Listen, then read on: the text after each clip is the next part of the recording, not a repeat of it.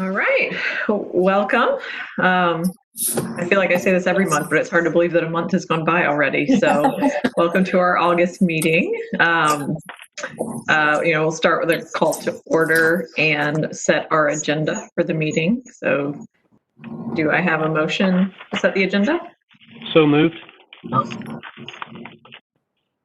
And do I have a second?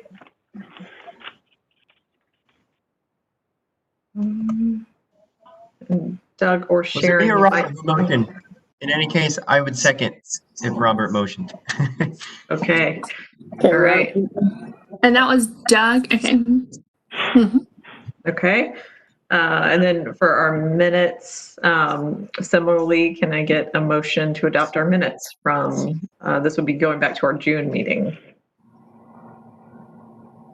Yeah, this is Rob Wilhead. I move to approve the minutes as written for June. Second, Sharon Johnson. Okay. And any opposed?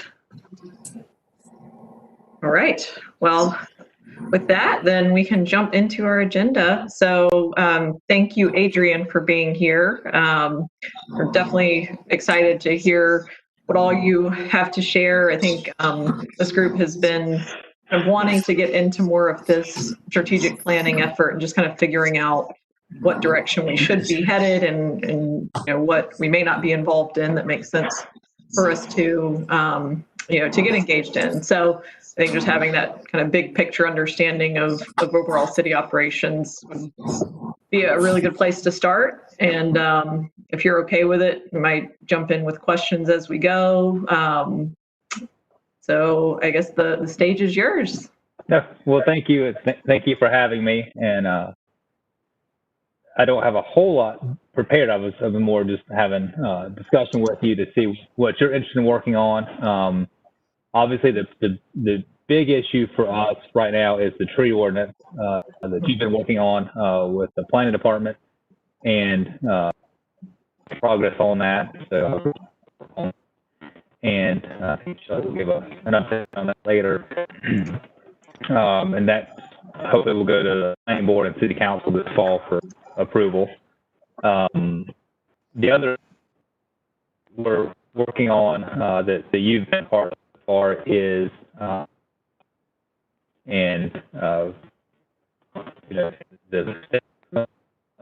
what we're going to do next year as we go through our new contract with the solid waste provider. Shelley has indicated that some of you would like to sit on a kind of a committee to help us maneuver through our next contract with the solid waste provider. Our contract with Waste Pro is up at the end of June of 2021. So probably after the holidays, we'll start sending out a request for proposals from solid waste providers. It could be Waste Pro again, it could be a different provider, but we know that with all the challenges in the recycling market, that the cost of continuing our current recycling program is going to go up. So we want to make sure that we're able to continue providing recycling, curbside, single stream if possible. Sometimes, as you're well aware, some towns have moved away from recycling altogether. We have a really high participation rate in our recycling, so I don't know that we could get away with stopping recycling services even if we wanted to. Some towns have moved toward central locations with staffed drop-off centers so that you reduce contamination. That's an option that we'll probably look at. I tend to fill my recycle cart up every 2 weeks, so I want to keep doing it because it's super convenient. But we have to educate our residents on what is recyclable and what's not because the rules are changing. And I think that your board has a great opportunity to really help lead that education effort because we certainly want to continue providing recycling, but we don't currently pay contamination fees, and I would expect that to change in the future. And from what I understand, Belmont has some of the lowest contamination rates in the recycling areas from other towns that go to the MRF in Mecklenburg County. So we're doing really well. We just have to do better in order to continue that service. So I would certainly hope that you'll stay engaged with that and help us, roll out some more education efforts on recycling. We've also invested heavily in software and technology that's helping track vehicle usage. We're going to be rolling out some new software through Verizon on our public works vehicles so that we can track speed, fuel consumption, travel patterns to see where we can be more efficient. So that will give us some really good data that we could probably then extrapolate to the rest of our fleet and other departments. So fuel consumption, energy use is something that we haven't really taken a deep dive into in the past that we probably need to start thinking about. Gas is still relatively cheap right now, but as you know, it's a global market and it will get back up to $3 a gallon at some point soon.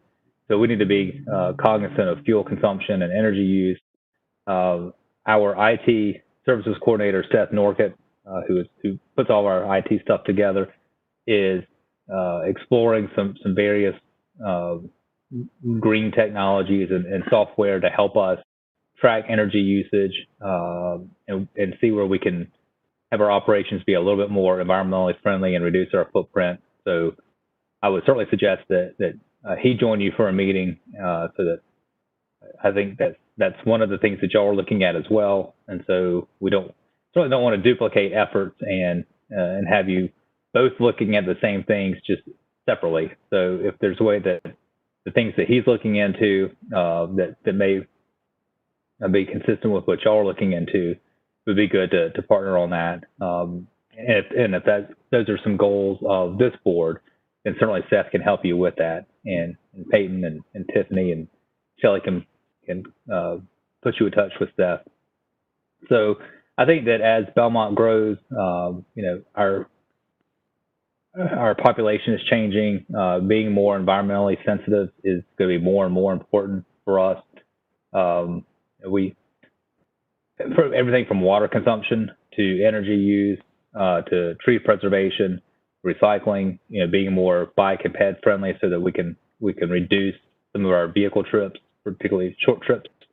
I see many of my neighbors here, so we're blessed to be able to live within walking distance of parks and restaurants and downtown. So the more that we can encourage people to get on a bike or eventually a scooter or just walk, the better.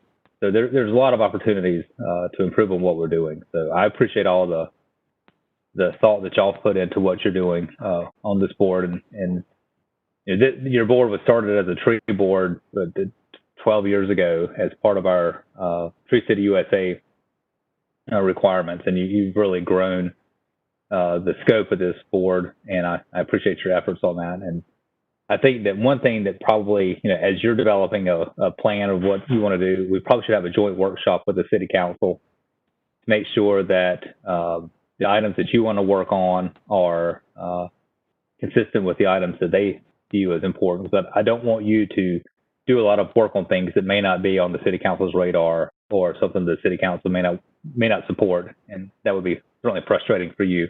So, but those are some of the big picture items that we're working on in the city, and I think the city council would support those items. If there's anything else that you want to discuss, I'm happy to do that and to get some feedback that we can take to the city council. But I do think that anything kind of outside of those big areas, we would need to have a joint workshop with the council, and which would probably be a good thing for this board anyway, just to kind of report out on what you're working on and make sure the city council knows what you're doing. They get the minutes of all your meetings, so they are aware of what you're doing. But it's always nice to hear face to face what's going on and have some dialogue. So I'd like to arrange that sometime later this year when it's safe to do so. So with that, I'll answer any questions that you may have. Adrian, Rob Wilhite. It's very encouraging to hear about this, and intriguing as well, about this software for tracking energy consumption with the fleets, with the city's fleet.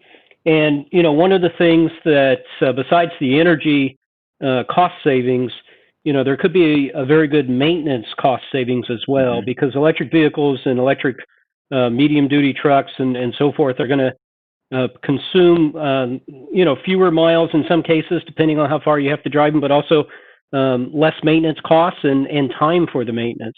So that becomes real dollar savings that could factor in on top of the energy.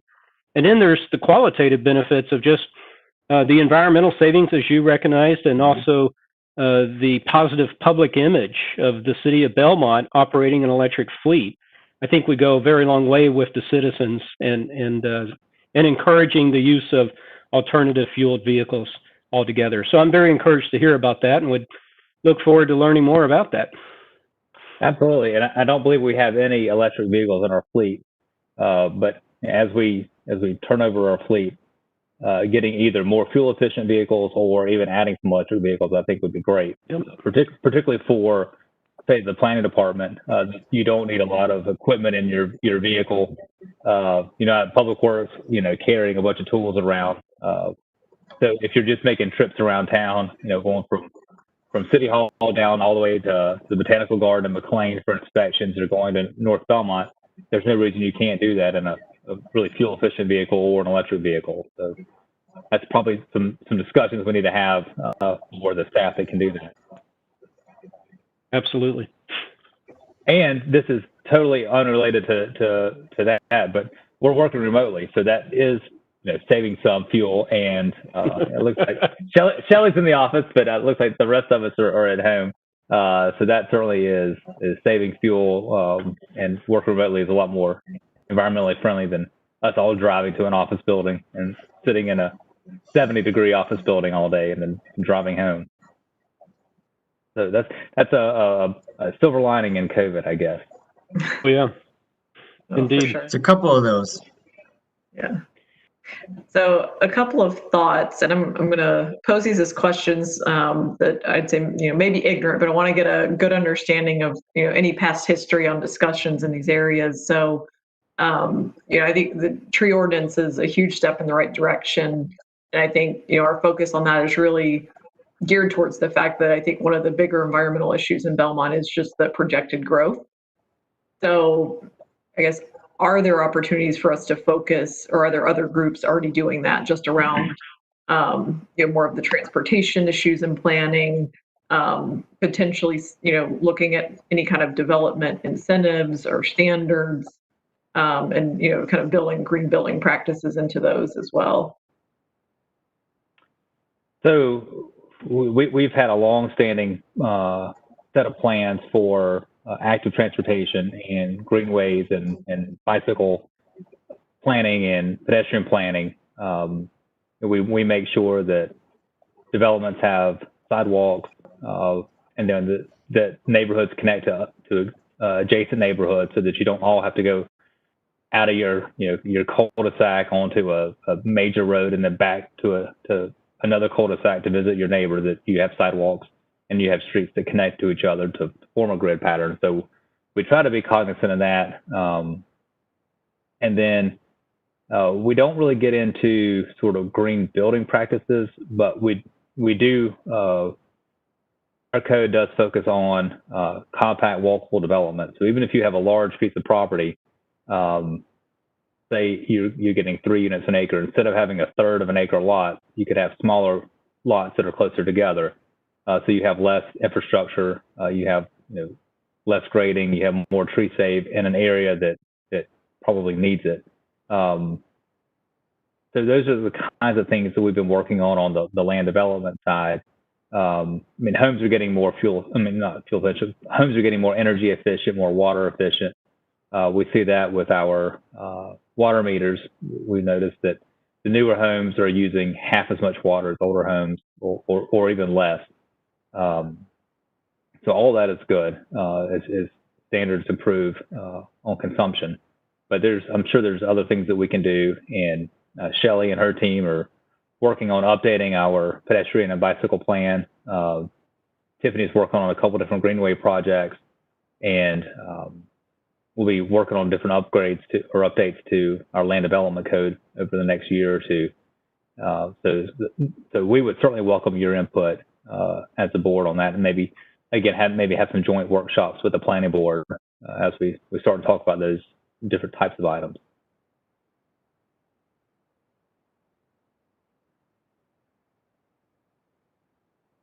Perfect. No, that sounds good. And your comment on the water efficient homes, I guess sparked another question. So, have there been any kind of past initiatives around really trying to drive water conservation beyond, I'd say, some of the newer like smart meters and kind of getting some of that engagement messaging out?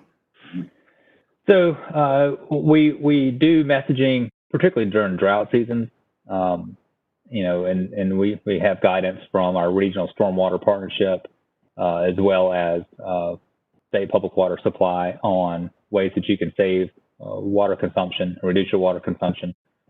One of the great things about the new automated water meters is that it has leak detection, and it lets you know right away whether or not you've got an unusual water usage pattern.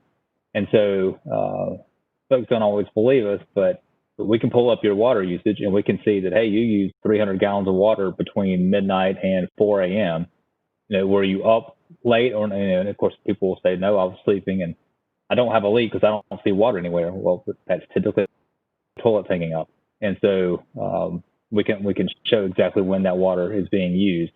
And so people can take action right away and fix the toilet. Whereas before, the only time we read your meter is once a month. And so we have no idea, you know, you could have had a leak going on or a toilet hanging up that maybe in a room that you don't use very often, and you never knew it. And so you've wasted thousands of gallons of water. You've got a huge bill, and we don't know it until 30 days later. So just having that technology, people now they can use the WaterSmart app or the WaterSmart software. You can log on and you can check your usage pretty much in real time now. So you have, you know, as a resident and one of our utility customers, you have access to a lot more of your own data than you ever did, and so do we. And so that helps. It's a more efficient way for us to collect the information on water usage, but it also is a much more customer friendly way of doing it. So like I say, we can notify you pretty much in real time if there's something unusual going on. It's a little bit creepy, so people kind of freak out. But we don't use your data in any nefarious way. We do it just to try to help you, and we can see usage patterns, and it helps us with our water planning as well. Yeah. Adrian, I will tell you firsthand, it works. Oh, yeah. Because we left an outdoor faucet on overnight and got the notice. 24 hours later, we looked at the graph, and it also showed on the graph what is our normal usage for that day, or should have been. And in red, I think it was in red, it showed what is the excess usage that occurred as a result of the faucet being left on overnight. And I thought, wow, that's pretty clever. Mm-hmm. I like that. Yeah, thank you. I'm sorry that happened. Is that through email? Mm-hmm. Yeah, and then you just go online to the Belmont website and just you can sign on and see your charts. I think there's a 24-hour delay in terms of the previous day's water measurement, but it works. I think it's a good system. Thank you. Wonderful. So I guess continuing along the lines of water, has the city investigated in the past looking at ways to kind of set up the rate structures to incentivize conservation as well? So our rate structure is based on usage, and we used to have a various different rates, and we've consolidated that down. It's just based on usage, and there's a minimum bill based on 0 to I think 2,000 gallons, and then the more you use, the more it charges you. So it's sort of like income tax. And once you hit a certain threshold, your tax goes up, and a certain more threshold, your tax goes up a little bit higher. Up until a certain point where it's an industrial user that's using millions of gallons of water, to which we want, because that's good for our system. and good for our finances. But we have very few of those. But for the most part, it is, if you're going to use a lot of water, you're going to pay more for it than if you're, in an efficient home, maybe with a small yard and you don't water your grass every day. You're not going to pay nearly as much as somebody on a larger yard doing a lot of irrigation, running a lot of dishes. So there isn't so the rate structure is set up to charge you more. The higher the more you use, the higher your rate is. Okay. Oh, that's great. I guess maybe last water-related question. So I think it's really interesting that you all can essentially see the divide between like the usage for newer homes versus older. Mm-hmm. Have there been any outreach activities or even like incentive programs set up for people to upgrade like plumbing fixtures to be able to achieve those lower water rates and water conservation? I don't think we've done anything like that, but that would be certainly something that would be worth looking into. Okay. Duke has all those programs and rebates if you upgrade, various parts of the electrical system in your home, your furnaces, your air conditioning, or even light bulbs. But I'm not aware of anything that we've got, for a new dishwasher or a toilet to be upgraded. But that's something we could certainly look into. Okay. I'm going to write that down. All right. Are there any, I guess to jump up from those questions from a higher level, are there any incentives for Belmont as a whole to use less water? This reminds me of something when I was doing big boiler and hot water heat in New York City, and I was coming up with ways to be more efficient with the natural gas. And the person I was talking to, they said, well, we don't want that because we sell natural gas. And so my argument was stopped there. And so I'm wondering, Belmont as a whole, is there any sort of incentive to bringing down our water consumption from the whole? So we sort of have that same quandary where we're in the business of selling water.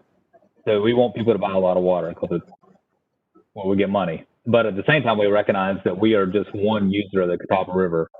And, we need to be good neighbors, just like everybody else that pulls water out of the Catawba.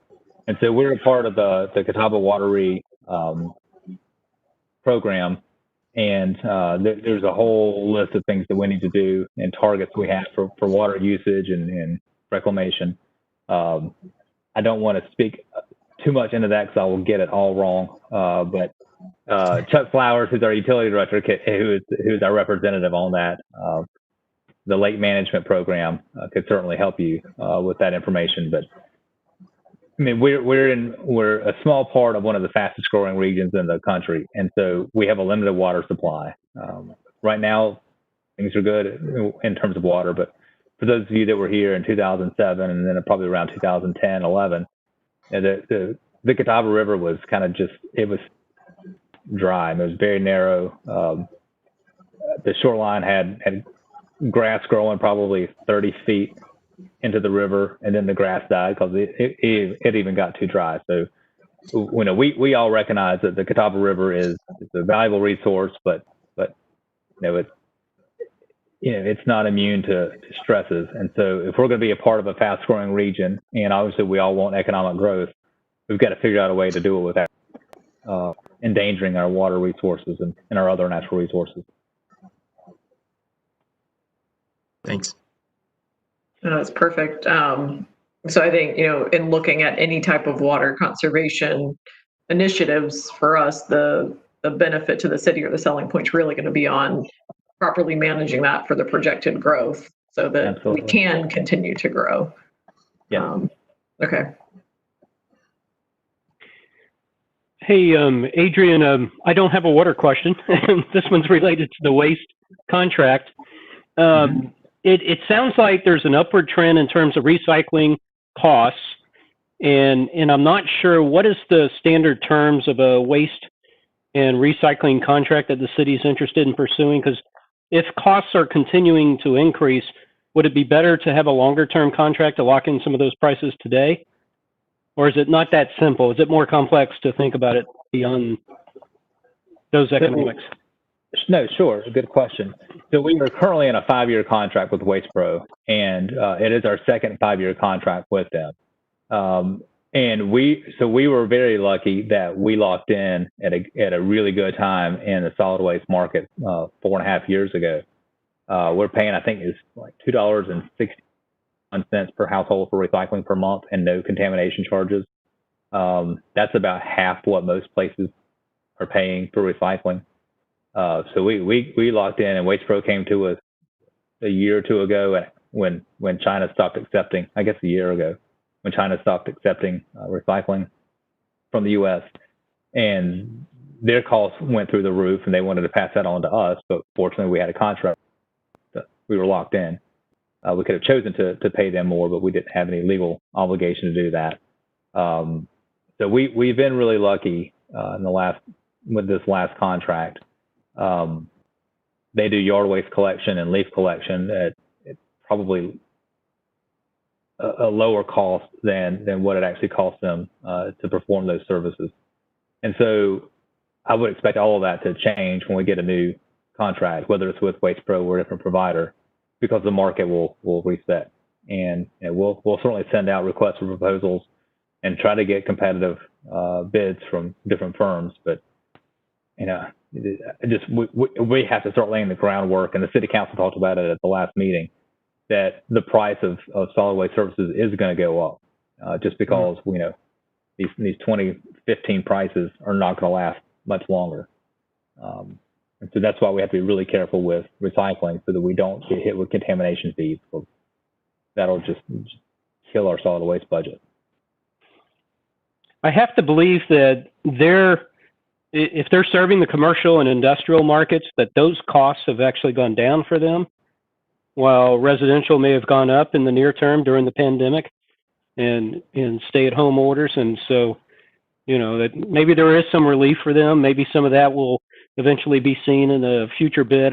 Who knows? But the question is, beyond Waste Pro, how much competition is there in this space? I mean, how many providers can we expect bids from?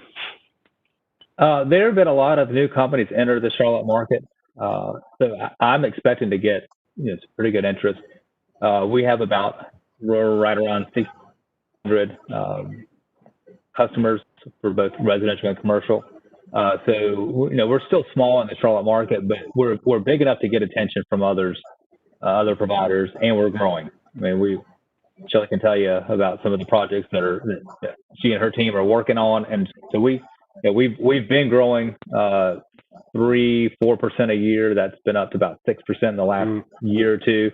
That's gonna accelerate with some projects coming on. So we're not a huge market that can get super competitive prices, but we are an attractive market, and we're a growing market. So if we lock in somebody for a 3 or 5 year contract, I mean, it will be worth their time to come and bid on us. Good.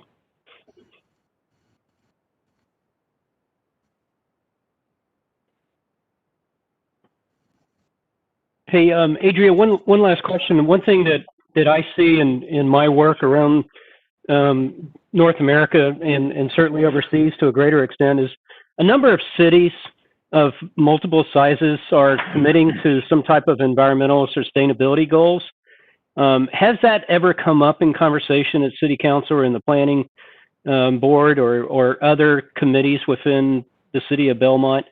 That may be a bit of a stretch at this point, depending on where Belmont is, but even cities the size of Belmont are making some type of commitment in this regard.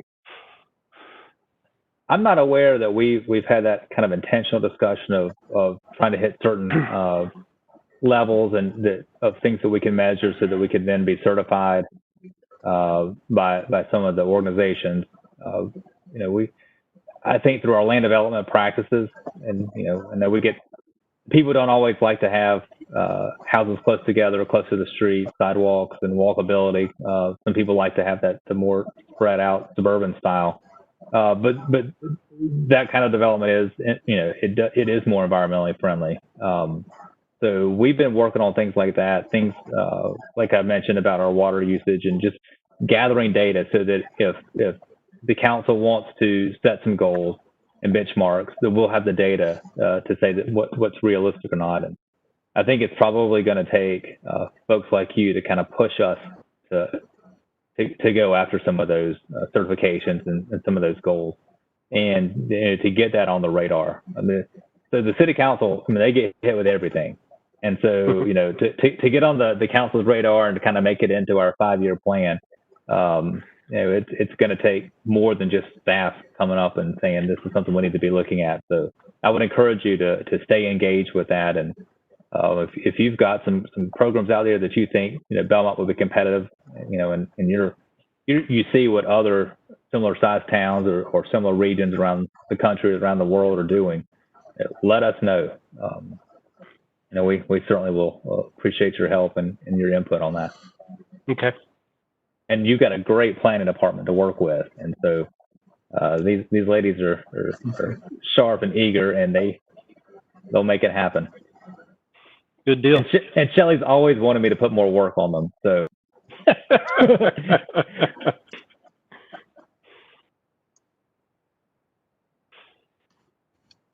So for the waste services, when is the I probably ask this every time, but I feel like it changes, the request for quotes and actually going ahead and signing someone.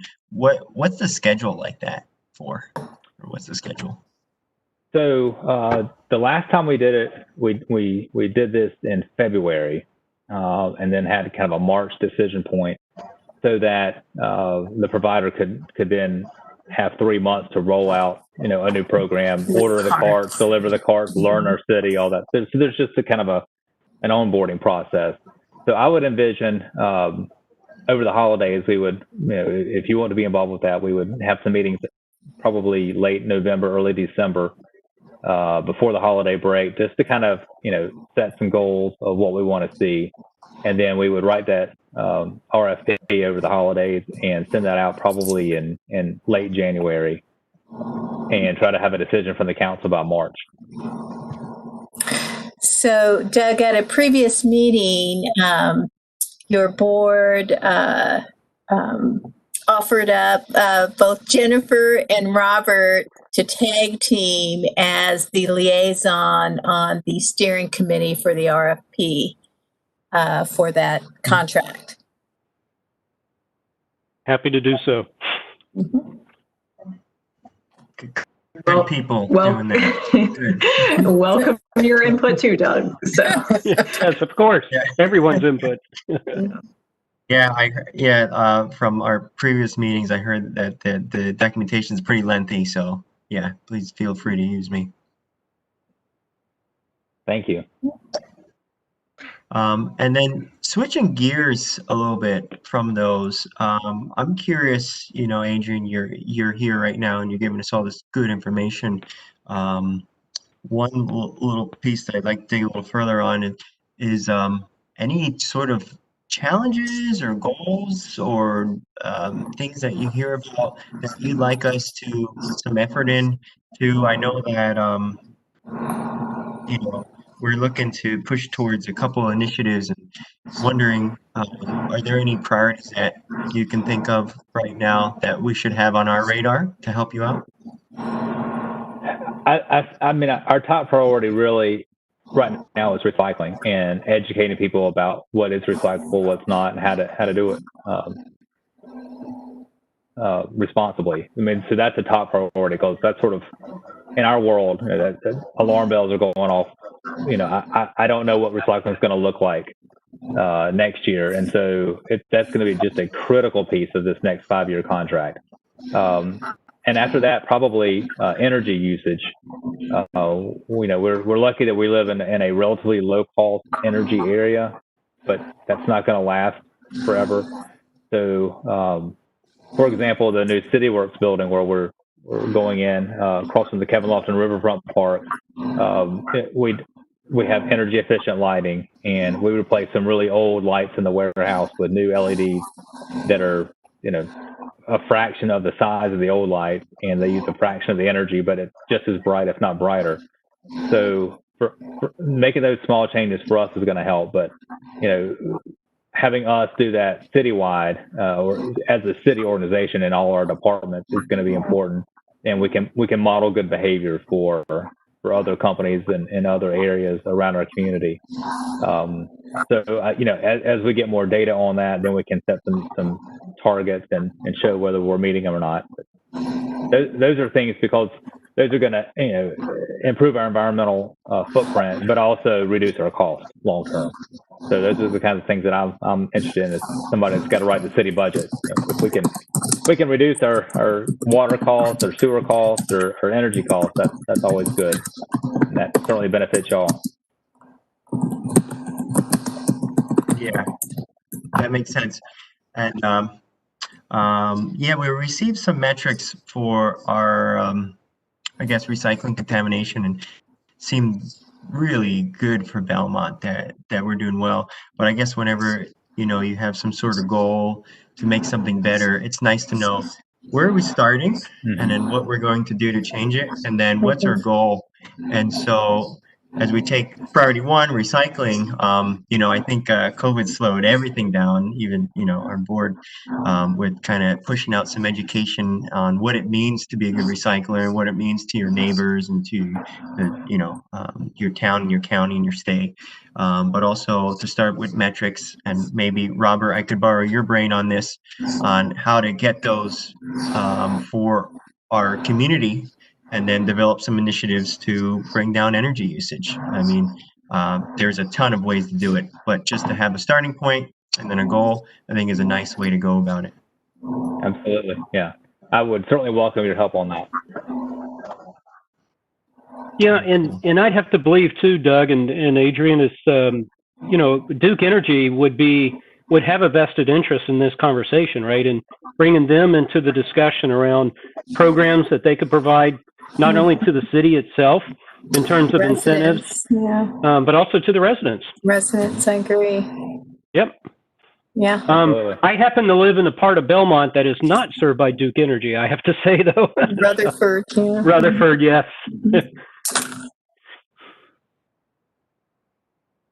Right, Your bills are a lot lower. Yeah. Good for you. I guess. I don't know if they're any cheaper or not.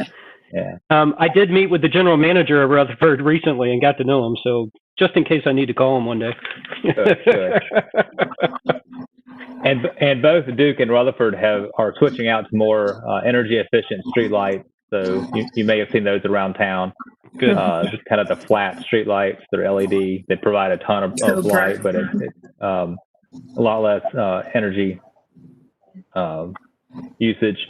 And I can't remember if it's our waste treatment plant or our wastewater treatment plant, but we did have a huge piece of equipment that we had to replace recently, and we got a rebate from Duke Energy because the new piece of equipment was a lot more efficient. So there are some programs that we're able to take advantage of. Yep. No, that's good. Trying to save you money. Well, not only that, you've got the LEDs are going to last a lot longer too, so you've got lower maintenance costs. Absolutely. Yeah, I'm sure Rob's already thinking along these same lines, but I think the outreach to Duke and just understanding what all they can do for us at either a discounted or no cost potentially. I'm guessing the city probably hasn't gone through any kind of like an energy audit program to really try to lay out like a capital plan for energy retrofit projects, or has? No, we have not. Okay. Yeah, so that could be a good next step, especially if some of that work is potentially free. So, Adrian, from an energy perspective, is there ever any concern about resiliency in terms of making sure the lights are on and stay on after major storm events or things like that? Has that ever been part of the city's history as far as worrying about getting power back up quicker? You mean for our residents or for city operations? Well, certainly for city operations, critical sewer lift stations, things like that. Does that ever become a concern? Because we are seeing more intense and more frequent storm activity and longer duration outages. If you look at the DOE information, outages across the country are are becoming much more frequent and affecting more people. And so to the extent that that becomes a concern at Belmont, then we got to think about backup power systems, and whether it's in the form of battery storage or backup generators. Right. So we have backup generators in our facilities and our lift stations, police department, public works department, fire department, and the plant, because we can't go down. And of course we have a private energy system. So Duke Energy or Rutherford is responsible for maintaining its system.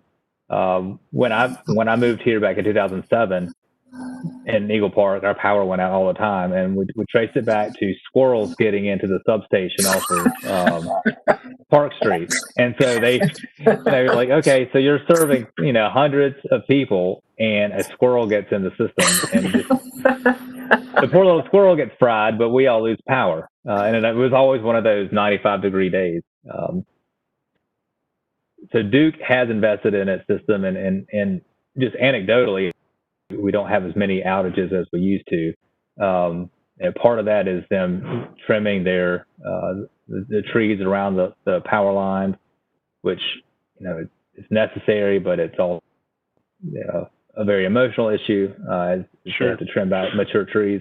So that's part of what some of the education that we did when the tree board was first formed was working with Duke on the right tree, right place program, so that people wouldn't plant mature trees under power lines.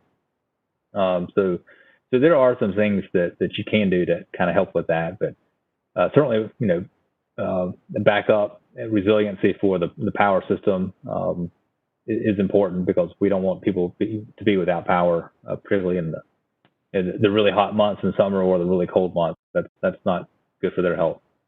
Right. And we do make sure on the water side, we make sure that our water system is in a loop wherever we can, and that we have multiple connections. We do have emergency connections with both Gastonia and Mount Holly.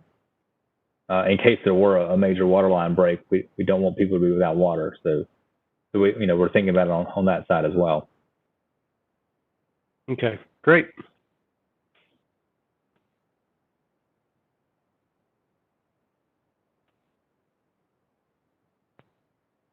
No more questions for me. Yeah. No, this was incredibly helpful. I think I've been jotting down notes as we go. It's, presented, I think, some new ideas that we can go explore. And then, Adrian, to your suggestion, maybe come back, collaborate with City Council on, which of these does it really make sense for us to dive into further. So. Yeah, I mean, there's a lot of stuff to do, and so you just have to prioritize it and make sure that what you're wanting to do is also going to be something the City Council ultimately will support. Yep. And then they can delegate that to this board to get done. And so, come up with your list, and then we can do a joint workshop with the City Council. I think would be a good, productive way to move forward. Okay. And then Jen, I think add that to the next meeting agenda. Oh, sorry, Adrian. No, go ahead. And I was going to say, I think Shelley is working on trying to find some interns to help augment the planning department staff, so that we can do more of this work. Because we've added Peyton, and we're grateful for her, but we still have a small staff, and they're pulled in multiple directions. So if we can complement some of the work the staff doing with some interns, that's even better. Yes. So we have good news. We have advertised for the intern and received a couple of applications. So when we get a good group, we will route them over to you, Jennifer, and have you involved in the selection. So. Okay. Oh, that's awesome news. I'm glad to hear that's moving forward. So. Okay. Unless anyone has any last questions for Adrian, I think we can conclude and let you get back to your evening if you'd like. All right. I've got supper waiting on me, so I would go eat that if you don't mind. Yes, please do. All right. Well, it's great to see you all. Thank you for having me. It's good to see you. All right. Yep, you too.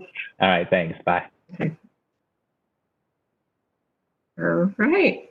So Peyton, I think we had just a couple of other items on the agenda we wanted to cover.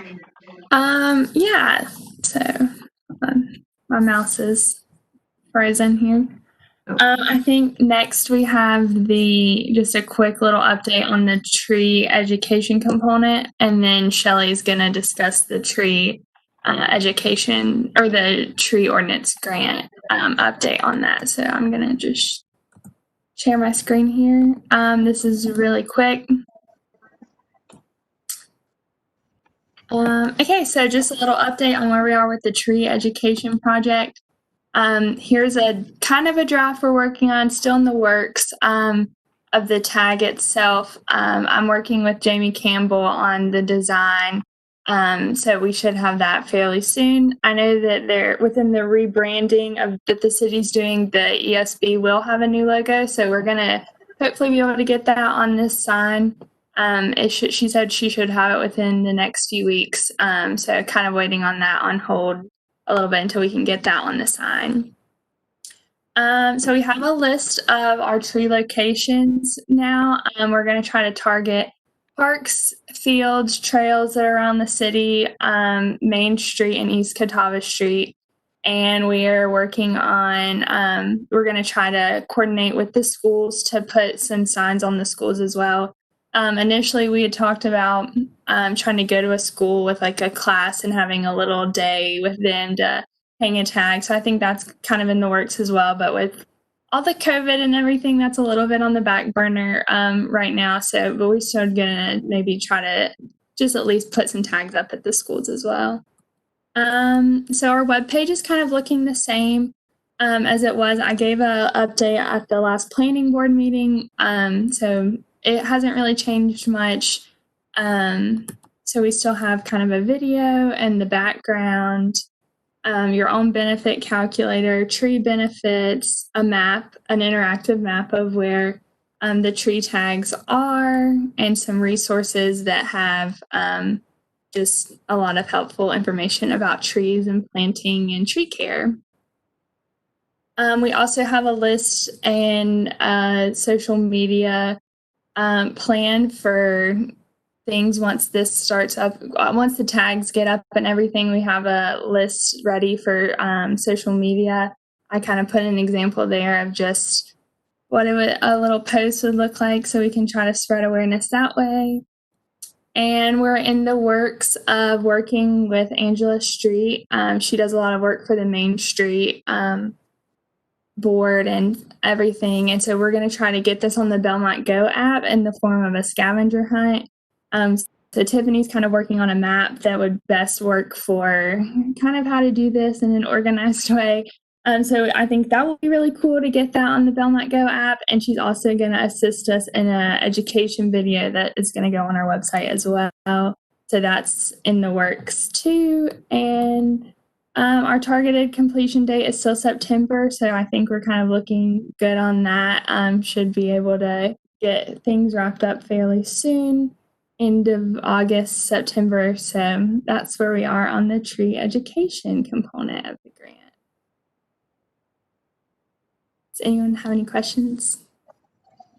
Yeah, I have one question. Okay. For the tags, which I'm super excited about, being the trees. So we print it out in paper, but how do we protect it against the rain again? So we're going to get them printed on like election sign material, like the corrugated plastic signs. And so we're just going to do that and be able to write the monetary value on the sign and hang them on the trees. And we have 2 different sizes we're working with. We're going to get them printed on smaller ones for smaller trees and larger ones for larger trees, so they're proportional. Perfect. Thanks. Yeah.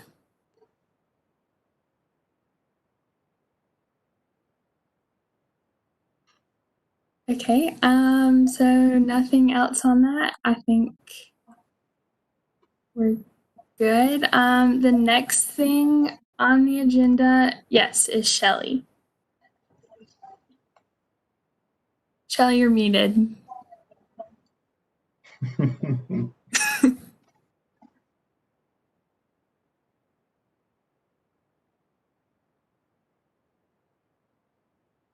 Am I unmuted? Yes. Okay. Thank you. I appreciate that. Thank you very much. The last update was provided to the planning board, in which some of the ESB members did tune in. So some of this may sound familiar, but we have continued to move forward based on some of the comments from the planning board. So I'd like to share that, and let me make sure I can move forward on this. Let's see. There we go. So as you recall, the proposed changes for the tree ordinances, we expanded and updated the definitions. We expanded the tree save requirements to apply to different land use types and developments. We did include some exemptions, which I will share with you this evening. We nailed down a clear process and associated timing. That's always hard.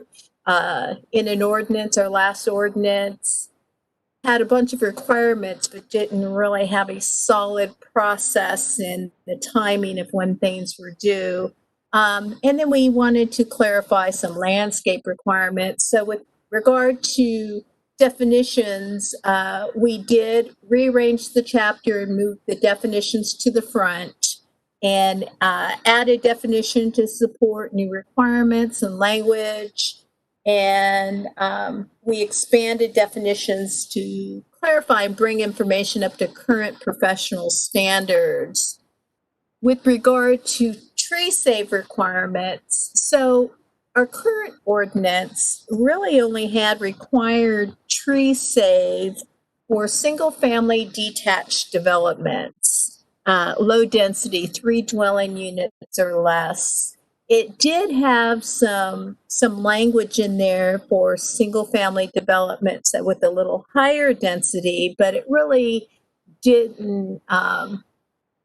It didn't identify any additional tree save area that would ensure we had quality. It was mainly okay if it's slopes or in a stream buffer, which would be saved anyway. So the existing ordinance currently says that if you're 3 dwelling units or less, you're required to save 25% of your existing tree canopy on the site. So you could have 100 acres and only 25% of that property currently has trees, and you would only have to save 25% of that 25%. So what we found is it wasn't consistent. It varied between developments. It identified protected trees as heritage trees, 12 inches or greater. It did require street trees for all new developments in all zones. It didn't matter on the use type, and it required for single-family residential development yard trees. So our proposed new ordinance, where we landed was sort of a tiered effect, where it's more on the type of development. We required 20%, we require a percentage of the overall gross acreage of the development. So for single family residential, doesn't matter the density, doesn't matter, 20% of the site, the overall gross site, has to be preserved for tree save. Now, if the existing site has less than that 20% in acreage, then they can do a combination of save and planting, but it needs to take place on site.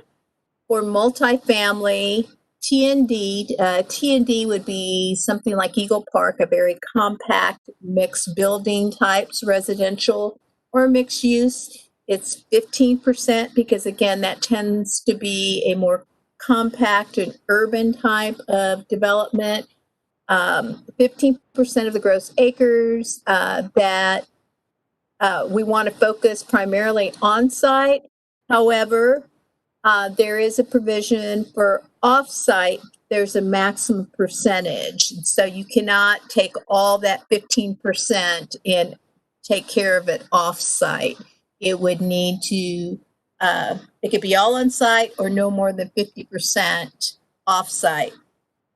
General commercial and industrial, we have competing uses, the economic development and such. So it was, we've identified 10%.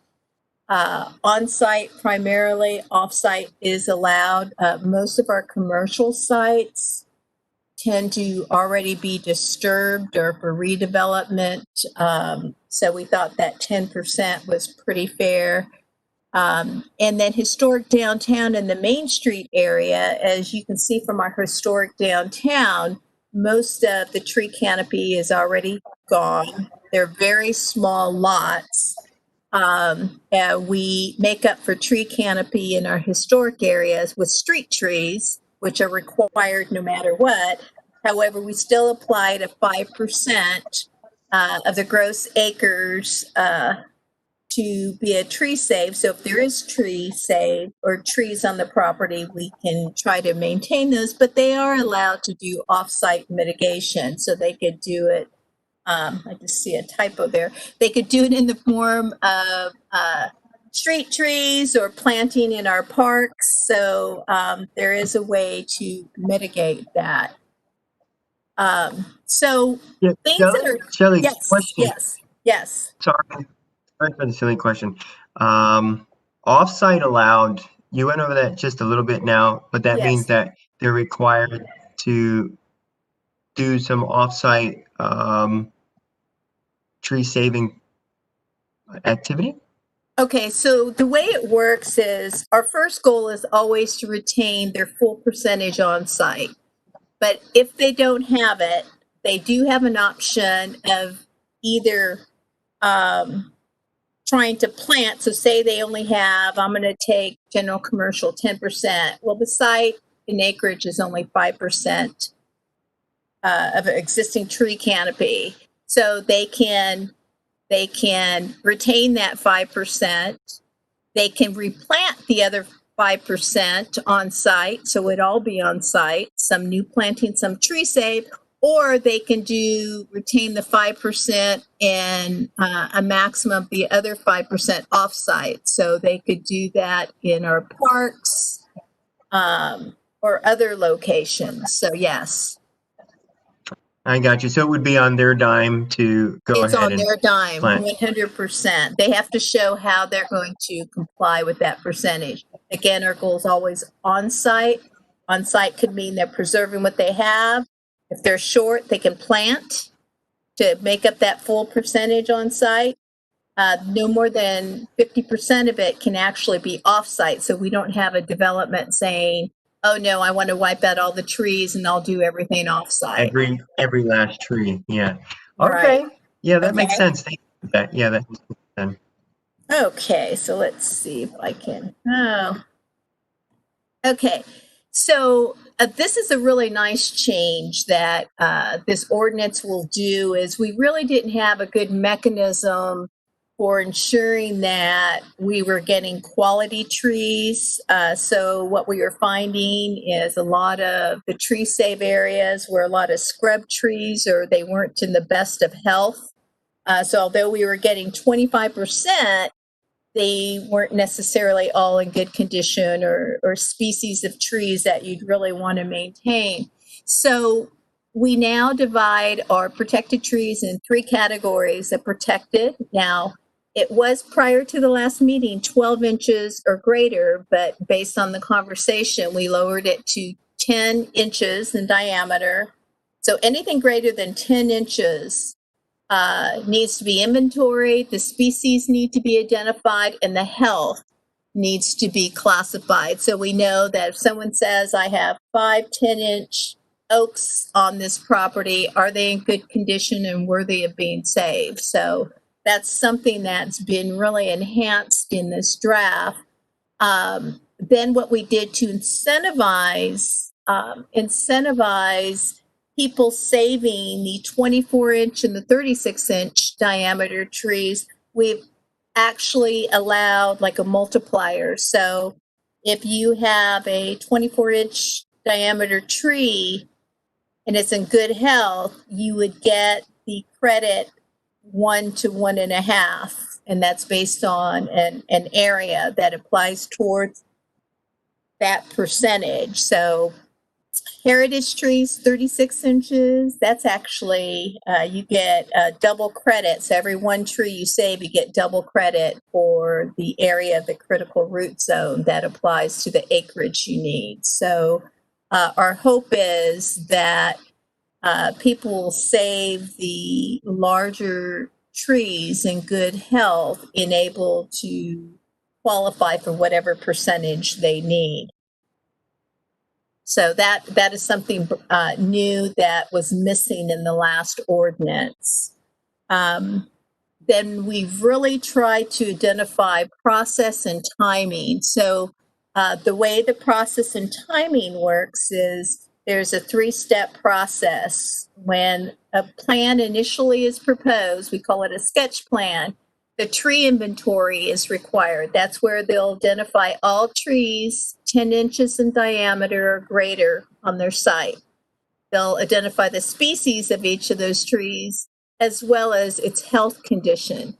And that's how we know if the tree's qualified as a protected tree area. So we'll ensure that we're getting quality tree area.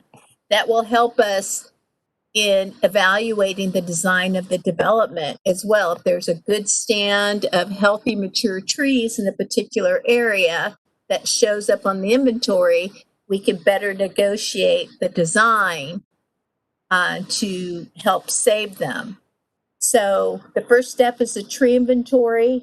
Then the next step after the tree inventory, and we talk about design, they would do the tree protection plan. That's where the design gets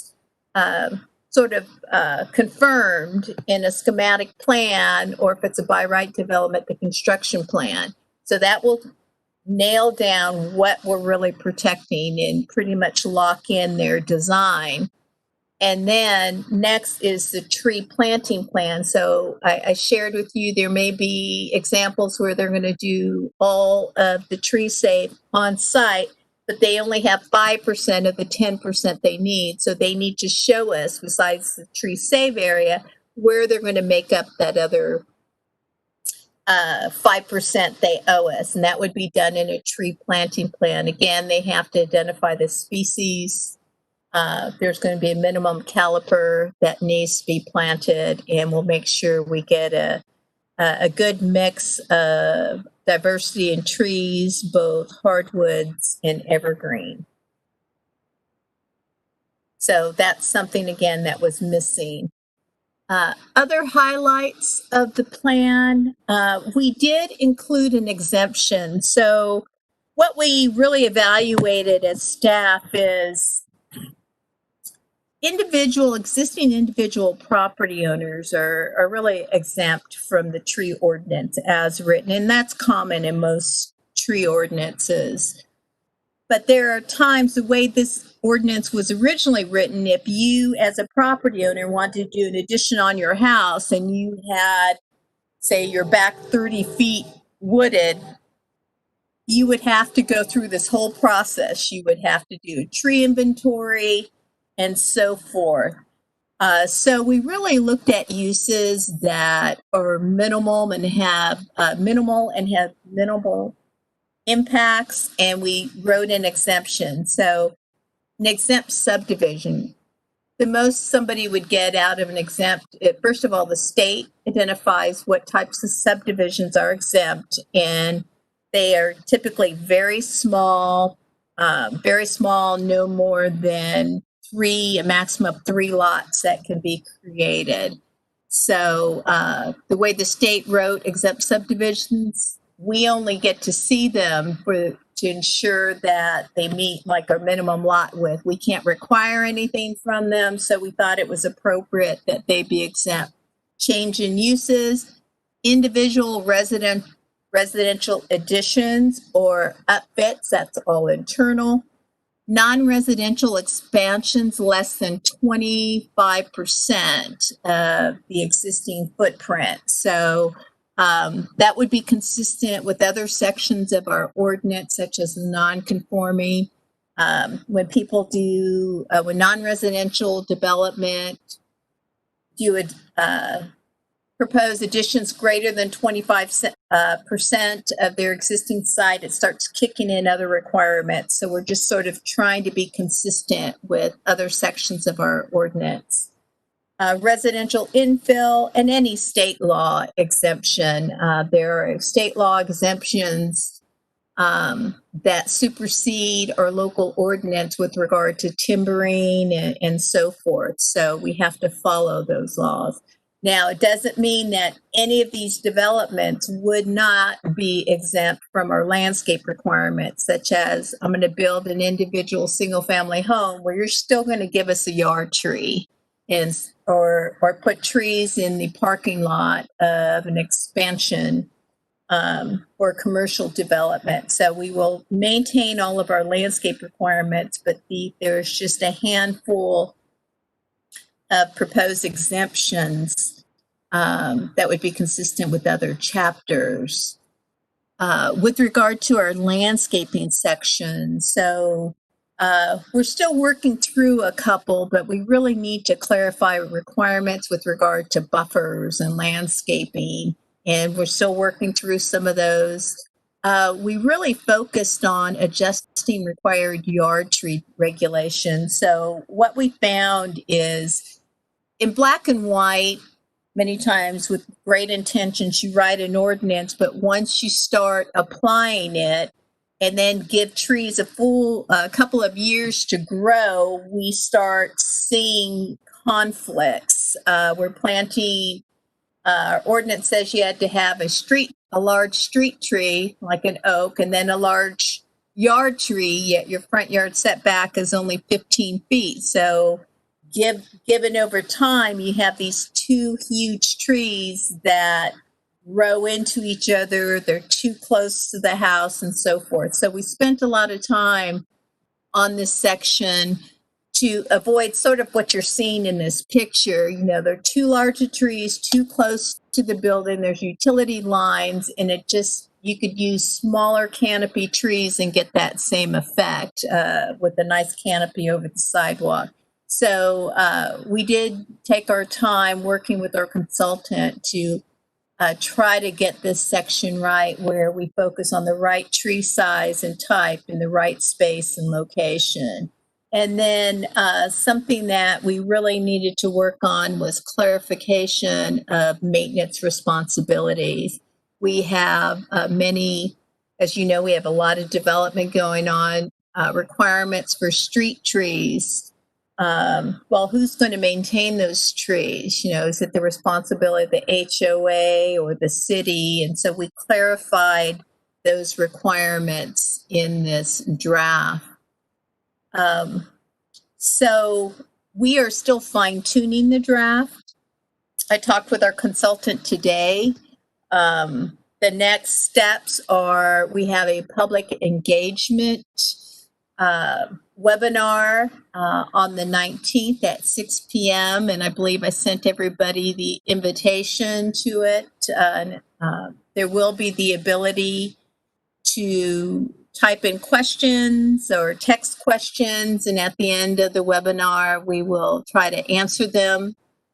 The final draft, once we include any updates or suggestions by the general public, will be incorporated and sent back to the steering committee. The state has to review the draft to ensure it complies with their minimum requirements since it's tied to the grant. The planning board will be considering the draft. The city council ultimately has to adopt it. Then we have the other segment is in partnership with it is the education component that's tied to the grant, but we also need to educate the development community. Many these changes in regulations, it's really going to take a bit for us to educate the development community on what our expectations are, and they're really going to have to comply with a lot more than they have in the past. Talking with the state, our goal is to develop a tree and landscape guideline document. That would be an illustrated document that would work in partnership with the ordinance. So as we continue to move forward with the development community or property owner, whoever's planning on doing development, they will be able to see visually. It takes all the regulations and puts it in an illustrated form for them. So minimum design standards, planting standards, and so forth. So that is where we are. I'll try not to keep you that long, but again, our public engagement webinar is scheduled for the 19th. It will be featured on our YouTube channel for the general public to tune in. Again, within the PowerPoint, there'll be addresses and phone numbers for people to either email in questions or text messages, text a question to us. We do have a web page up, and I believe the email sent out has a link to the web page as well. So that was a lot of information in this short amount of time. So I'll be glad to answer the questions you may have.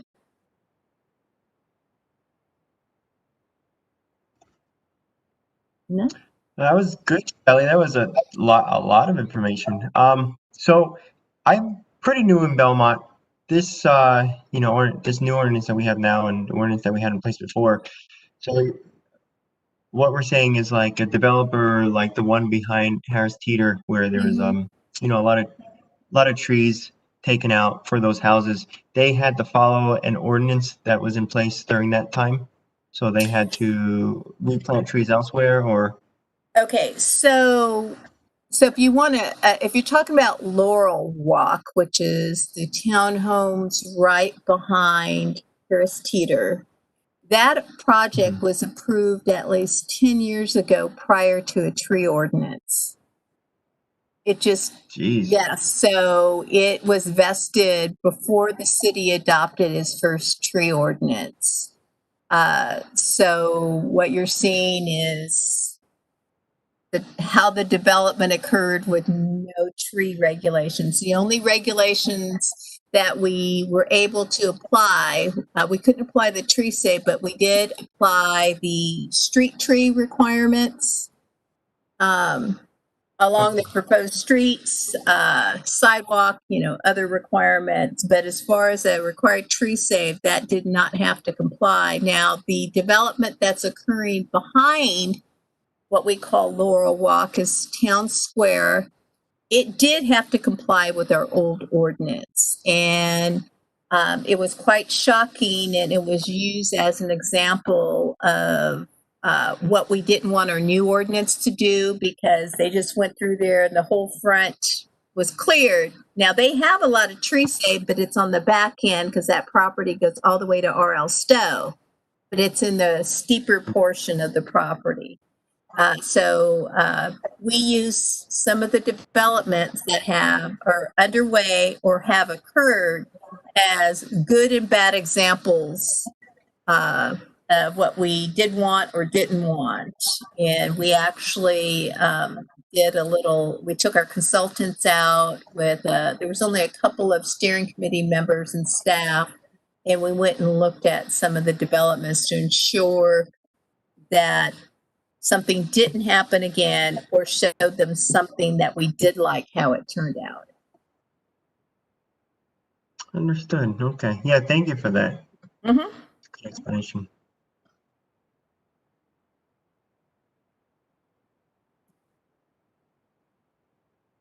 So that's all I have. I'm sorry I ran so late. I'll blame it on Adrian. He was first. So. It's great to get an update. I feel like I left the July meeting feeling like there had been a lot of work put into that you know, is going to do a lot of good. So it's exciting to see we've got to this point. So yeah, thank you and everyone who's worked on this. Right. All right. All right. So I believe that is our last item, unless anyone has any other business to bring up.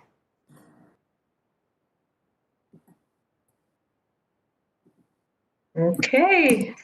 All right. Well, then with that, I think we can adjourn. So I hope everyone has a wonderful rest of your month, and we'll definitely look forward to using our September meeting to do some of that brainstorming, address some of the takeaways from the conversation with Adrian. So That'd be great. okay. All right.